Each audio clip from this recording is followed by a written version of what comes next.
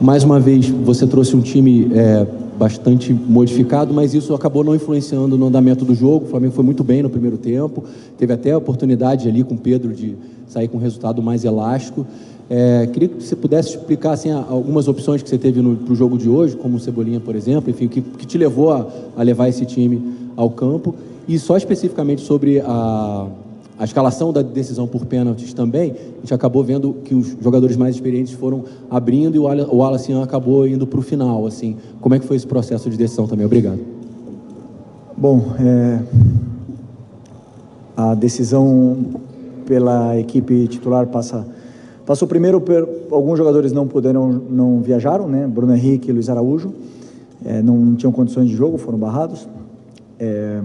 Alguns jogadores não poderiam começar porque vieram de férias. Lino, Emerson, Royal, Saul não poderiam começar o jogo. Arrascaeta sentiu um desconforto no último jogo e montei com as peças que eu tenho um time, no meu modo de ver, da mesma forma que eu falei do primeiro jogo, suficiente para poder vencer o jogo e fazer um grande jogo. E foi assim como fizeram. O Cebolinha, estou muito feliz por ele, porque é um jogador que se esforça muito e tem muito talento, tem muito futebol ainda para dar. Fez um grande jogo e não era fácil para ele nesse campo sintético, onde um jogador que teve uma lesão de tendão de Aquiles tem que passar por esse processo de jogar em campo sintético. É uma pena na Série A do Brasil acontecer isso, mas foi um muito bom primeiro tempo. As ideias estavam muito claras, entraram. Poderíamos ter feito mais, mas claro que não é fácil, né? O Atlético Mineiro é uma grande equipe e eu também já aproveito aqui para parabenizar eles pela classificação, parabenizar o Cuca pelos 3 jogos em alto nível que disputamos agora nessa semana, e nós temos que pensar para frente. Sobre a disputa de pênaltis, eram os jogadores que batem melhor, os que estavam disponíveis e os que estavam mais confiantes para bater. E eu mesmo já errei, muito confiante, já errei disputa de pênaltis. Pênaltis são pênaltis. Não tenho nada para... A linha é muito fina entre a vitória e a derrota, então a única coisa que eu tenho a dizer é que eu sinto orgulho dos jogadores que foram lá pegar a bola e com coragem para bater. Boa noite, Felipe. Rodrigo Lima, coluna do Fla. Falando dos últimos 3 jogos entre Flamengo e Atlético Mineiro, o Wallace foi um dos principais personagens, né, por conta de tudo que envolveu ali o jogador, com os jogadores principalmente do Atlético Mineiro. E hoje, na disputa de pênalti, ele foi um dos cobradores do Flamengo que acabou perdendo o pênalti. Queria saber para você o motivo ali de ter escolhido, mesmo com essa pressão ali em cima do garoto, e como foi a reação já dele de imediato, assim que chegou agora no vestiário, com os companheiros, como é que foi a reação de todos com ele ali? Obrigado. Primeiro que ele é um jogador que tem muita personalidade, não se esconde, não se acanha para ninguém, e por mais que ele tenha agora sido o foco das atenções, Lianco não é santo, o goleiro Everson não é santo, o Hulk, todos eles provocam e também entram nessas coisas de jogo, de alto nível, de alto rendimento, ninguém quer perder e é absolutamente normal. O importante, como eu falei, que não tenha violência, que não passe disso, dos dois querendo ganhar, e o Atlético Mineiro venceu nos pênaltis, né? O Wallace fez uma grande partida, fez tudo o que estava no plano de jogo, incomodou muito a defesa, criou muito espaço, gerou chances e tem personalidade para ir bater o pênalti com 19, 20 anos. Então isso demonstra a personalidade que ele tem e o futuro que ele tem pela frente. Aqui à sua esquerda, Richard Souza, TV Globo. Felipe, foi o melhor jogo do Flamengo no pós-Copa do Mundo de Clubes, ou um dos melhores? Acho que o do São Paulo ali também foi um jogo muito positivo, mas queria saber a sua opinião. E agora, com uma competição a menos, o que você vê de possibilidades? O que isso implica? O que isso abre de possibilidades para você na sequência de Brasileiro e Libertadores, já que você tem um grupo que tem sofrido com questões físicas também, enfim, reforços se adaptando? Bom, primeiro que, como você falou, se foi o melhor jogo pós-Copa do Mundo, e essa semana eu acompanhei um pouco, junto com o Paiva, as narrativas que se criam, dizendo que o Flamengo está mal depois da Copa do Mundo, né? Isso eu escutei muito, onde se pegam 600 minutos de jogo de futebol e se resumem em uma frase: o Flamengo está mal pós-Copa do Mundo. Isso é um absurdo, uma mentira. O jogo do São Paulo foi um jogo absolutamente completo, dominante. Depois o primeiro tempo do Ceará foi um espetáculo. O primeiro tempo do Santos foi um primeiro tempo muito bom. O jogo contra o Fluminense foi um jogo absolutamente controlado. O Fluminense não chutou no gol. Eles também não deixou jogar. O Inter de Milão também não jogou contra o Fluminense. O Atlético Mineiro, desafio a vocês irem olharem quantas goleadas o Cuca tomou nos últimos 5 anos. Mais de 3 gols. E vocês vão se surpreender. Para vocês verem se é fácil jogar com uma defesa contra o time como a defesa do Cuca, que por ser brasileiro é subestimado, porque isso me deixa triste. Se resume tudo em uma simples frase. E não é verdade. O meu time está bem, vão ter jogos melhores, vão ter jogos piores, vão ter viagens mais longas, vão ter desgaste, vão ter lesões, vão ter desfalques, e o time vai jogar alguns dias muito mal e outros dias vai jogar muito bem. O importante é a gente saber realmente, que eu tento passar para os jogadores, o que está sendo feito dentro do campo, e eles sabem bem e nunca deixaram de acreditar na ideia. Então esse é o meu trabalho como treinador, e simplesmente não se resume simplesmente a um momento, porque quando a gente ganhou no Atlético Mineiro no Brasileiro, eu li também que o Flamengo era o líder pós-mundial do Brasileiro. Não sei se eram 10 pontos, uma coisa assim. Então, ou sei lá, não lembro agora, mas quando os resultados positivos não vêm, temos que aguentar, fechar a boca e trabalhar, e é o único caminho que nós temos. Mirassol. A única que importa é Mirassol. A única que está na minha cabeça. Felipe, tudo bem? Pedro Torre, ESPN.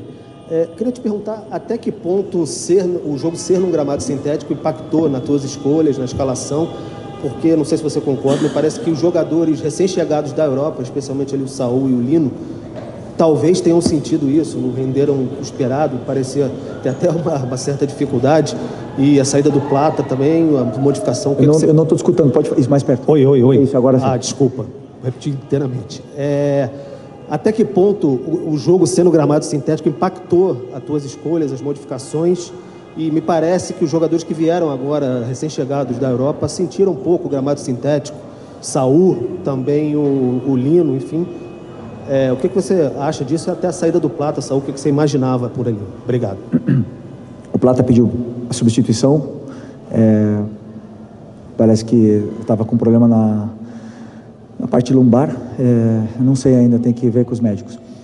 Eu particularmente não poupei nenhuma peça pensando no sintético, né?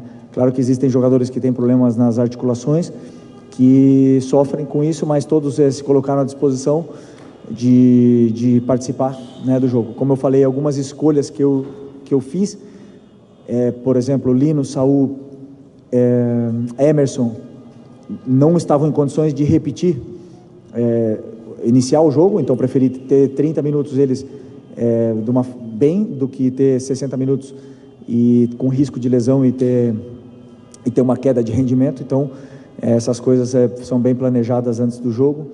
E o Arrascaeta, como eu falei, ele teve um desconforto no último jogo, onde também sabíamos que tinha um certo risco ele poder jogar hoje. Por sorte jogou e não sentiu piora, né, na lesão. Mas o gramado sintético, eu já falei na outra vez, Série A é uma pena para o espetáculo, uma pena que isso aconteça. E infelizmente clubes grandes, os grandes do Brasil estão fazendo isso, Botafogo, Palmeiras, Atlético Mineiro, e na qual vai ser muito difícil poder fazer alguma coisa, né, quando são os grandes que começam a fazer esse movimento. Então, aceitar e esperar daqui a muitos anos a proibição e a mudança. Felipe, tudo bem? Boa noite aqui na frente. Gabriel Alfa, canal Paparazzo, Rubro Negro, Revista Placar. Felipe, a gente tem hoje uma infinidade de perguntas que a gente podia fazer sobre o jogo, sobre o resultado, mas eu queria te perguntar, eu sei que o torcedor ainda está muito de cabeça quente, mas o que você pode fazer para tentar blindar o Wallace Siam das críticas? Que ele vai receber críticas, ele vinha sendo um dos principais jogadores, a gente viu na história do futebol que muitos jogadores de base acabam sendo, entre aspas, queimados em cima da hora. A gente viu o jogador da base do Flamengo sendo vaiado no Maracanã porque fez uma partida ruim, de várias boas. O que você pode falar, especialmente para o Wallace Siam, para ele se blindar talvez um pouco nesse momento, ele que vinha fazendo grandes atuações desde a Copa do Mundo de Clubes, foi o artilheiro do Flamengo lá, por conta de tudo que aconteceu hoje. Obrigado. As críticas, elas fazem parte do crescimento dos jovens, do crescimento do atleta profissional, e quanto melhor ele possa lidar com as críticas, ele, Matheus, Lohan, Cleiton, João, todos os jovens, né, Everton Araújo, que passam por críticas, quanto melhor eles lidarem com isso, cada um tem a sua forma e a sua maneira de fazer, quanto melhor eles fizerem isso, maiores como jogadores de futebol eles vão ser. Todos os jogadores, absolutamente todos, 100% dos jogadores que estão no meu elenco, no meu vestiário agora, foram criticados em algum momento da carreira. É normal, faz parte do processo. Ele tem que assimilar o antes possível, não deixar se abater e voltar mais forte. E não tenho nenhuma dúvida que ele vai estar mais forte. Felipe, boa noite. Emanuele Ribeiro, do GE. Globo. Não acho que é uma coisa que você acompanha, mas a gente acompanha um pouco da discussão de torcedores nas redes sociais, também nas ruas, e nos últimos jogos a gente vê uma certa insatisfação com o desempenho do time, né? Você sempre fala isso, que a cobrança do torcedor do Flamengo é sempre grande, porque o torcedor sabe o que o Flamengo pode entregar. E hoje a gente viu o Flamengo realmente com uma energia diferente. Acho que as suas escolhas, tanto por causa da questão de desgaste, mas também pela montagem do time em função do que o Atlético apresentou nos últimos jogos, a gente viu um time que conseguiu fugir, vencer essa marcação do Galo, conseguiu se movimentar muito bem na frente, principalmente no ataque. Como que você vê essa cobrança dos torcedores? Esse jogo de hoje é uma prova de que o Flamengo pode fazer alterações, pode usar melhor o seu elenco e também apresentar essas variações que a gente vê que estão sendo cobradas? Obrigada. As cobranças da torcida, do torcedor do Flamengo, rede social nem comento, porque é a selva, né? É uma loucura, porque se você se guiar pelas redes sociais, não está a verdade ali, né? Tá as pessoas colocando tudo para fora o que tem. A verdade, ela está no estádio, quando você joga, e o torcedor, ali no estádio, ele tem toda a forma de transparecer o que ele está sentindo, com vaias, com aplausos, com protestos. Então, e ali por onde a gente seguia. Como eu falei para o teu companheiro anteriormente, sou muito racional com o que está acontecendo. As críticas, por exemplo, o jogo do Ceará, onde a gente foi muito criticado, foi um grande primeiro tempo, grandíssimo primeiro tempo, contra um time que venceu o Cruzeiro fora de casa, né? E sem esquecer, então eu sempre tento falar para os jogadores e tentar falar a realidade de uma maneira muito racional para eles. O que está acontecendo? Que o Flamengo hoje é líder do Brasileiro com um jogo a menos. Essa é a verdade. O Flamengo não vai jogar bem sempre, não vai. Aí, quando não joga bem, a responsabilidade é toda do treinador, toda. Eu sou o responsável por fazer esse elenco jogar bem, sou eu. E eu, sim, me lido muito bem com as críticas, mas eu também te digo, sou muito racional no que está sendo feito. Então, muitas vezes, eu gosto de falar para eles, por mais que perca o jogo e joguem mal, jogue bem, eu falo para eles. Ou se, ao contrário também, ganha e joga mal, eu falo também. Porque a gente tem que saber o que está fazendo, e só a longo prazo que vamos saber realmente o que vamos conquistar. Temos aí 6 meses ainda e não podemos deixar uma onda levar nós para baixo do mar. Então nós temos que tentar sempre botar a cabeça no lugar, saber o que está sendo feito, como a gente está dominando os jogos, se a gente está defendendo bem, está atacando bem, está criando chances, não está sendo, a nossa fase defensiva está boa, está ruim, e com isso a gente seguia para tentar vencer os jogos e continuar evoluindo dentro da competição, que é muito larga, ainda faltam muitos jogos. Longa, muitos jogos. Felipe, aqui, Sidão Marinho da Litoral News. Flamengo eliminado da Copa do Brasil, ganha algumas datas para descanso dentro do calendário. Desde o início da temporada tem se falado sobre a prioridade do Campeonato Brasileiro e Copa Libertadores da América. Você acredita que pelo elenco que tem, pelas contratações que foram feitas, o elenco que já tinha na equipe do Flamengo, a volta dos lesionados, esse espaço maior para treino, Brasileiro e Libertadores não são apenas prioridades, mas se torna uma obrigação para essa equipe, pelo investimento, pela estrutura e pela expectativa gerada dentro do torcedor, ou as duas ou pelo menos uma? Você acredita que tem que tratar como obrigação a partir de agora uma conquista? Me desculpa, mas nós somos obrigados a trabalhar o máximo possível, mais duro que a gente puder, dar vida pelo Flamengo. Essa é a nossa obrigação. Essa sim. Ganhar, a gente não controla. O resultado, ninguém controla. Nem eu, nem o Abel do Palmeiras, nem o Cuca, do Atlético Mineiro, nem o Jardim do Cruzeiro. Não controlamos o resultado. Nossa obrigação é dar a nossa vida pelo escudo do Flamengo. É trabalhar e colocar sempre o Flamengo como prioridade.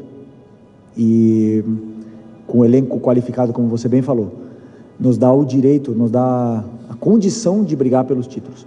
E pode ter certeza que esse grupo aqui vai lutar até o final. E eu tenho muita fé, muita confiança nesses jogadores, confio a minha vida neles, que a gente vai fazer uma grande temporada aqui até o final.